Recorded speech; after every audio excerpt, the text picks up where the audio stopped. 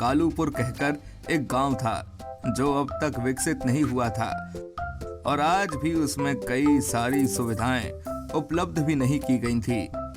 अगर उस गांव के वासियों को हॉस्पिटल में जाना हो तब भी उन्हें गांव से शहरी इलाके में जाना पड़ता था और इस सफर में ही 2 से 3 घंटे लग जाते। शहरी इलाके में एक अमीर डॉक्टर होता है जिसका नाम डॉक्टर रंजीत होता है। डॉक्टर रंजीत एक बहुत ही घमंडी डॉक्टर होता है और वो अपने पेशेंट से ठीक तरह से बात भी नहीं करता और ना ही पेश आता है। अरे मेरे बाप, क्यों दिमाग का दही कर रहा है? तू अब सारी उम्मीदें छोड़ दे क्योंकि तेरा बेटा अब सिर्फ कुछ ही दिनों का मेहमान है।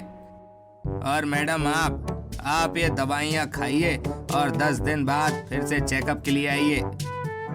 रंजीत बहुत फीस लेता और वो पेशेंट्स को प्रोत्साहित करके ठीक करने की जगह उन्हें खौफ दे देता। डॉक्टर साहब, मुझे दवाइयों से कुछ फर्क नहीं पड़ रहा है, कुछ तो कीजिए। माफ कीजिए भाई साहब, लेकिन आप सिर्फ आज का ही सूरज देख सकते हैं क्योंकि कल के सूरज के उगने से पहले आपका स्वर्गवास हो चुका होगा। क्या? नहीं। रंजीत का एक राज होता है जो किसी को नहीं पता होता और वो राज ये होता है कि वो एक नकली डॉक्टर होता है। उसने अपनी झूठी डिग्री बनाई होती है और वो पेशेंट्स को उल्लू बनाकर पैसे कमा रहा होता है। कालूपुर गांव में ही संतोष कहकर एक गरीब आदमी रहा करता था। एक दिन संतोष का चचेरा भाई महेंद्र गांव में आता है। महेंद्र एक डॉक्टर होता है जो स्वभाव का बहुत ही अच्छा और ईमानदार आदमी होता है। कैसे हो डॉक्टर बाबू? बस सब बढ़िया। तुम बताओ संतोष, खेती बाड़ी कैसी चल रही है? संतोष और महेंद्र दोनों भाई गप्पे लड़ाते हैं और एक साथ खाना भी खाते हैं। एक दिन जब वो दोनों गांव में घूम रहे होते हैं तभी उन्हें कुछ लोगों की भीड़ इकट्ठा हुई दिखाई देती है। जब वो दोनों आगे जाते हैं तभी पता चलता है कि वहां गांव का सरपंच बल्लू सिंह बेहोश पड़ा होता है। महेंद्र को उसके घर बुलाया जाता है और वो बल्लू सिंह का उपचार करता है, जिसके बाद बल्लू सिंह को होश आ जाता है। क्या हुआ डॉक्टर? मैं ठीक तो हूं ना? कोई चिंता करने वाली बात तो नहीं है ना? अब मैं इनसे क्या ही कहूँ कि ये बस 2 दिन के ही मेहमान रह गए। इनके दिल की बीमारी के कारण इनका शरीर इनका साथ छोड़ रहा है। नहीं, एक डॉक्टर की कही गई बात किसी देवता के कहने से कम नहीं होती है। मैं इन्हें सच नहीं बताऊंगा। बताइए ना डॉक्टर।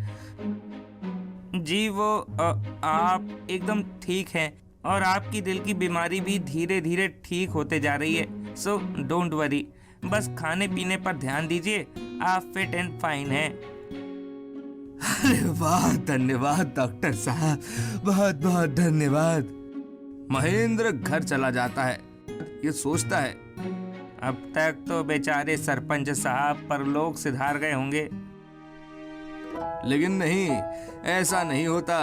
सरपंच उस दिन नहीं मरता, बल्कि सच में चेकअप करने पर उसकी तबीयत पहले से काफी हद तक सुधर जाती है। अरे वाह, ये तो चमत्कार हो गया।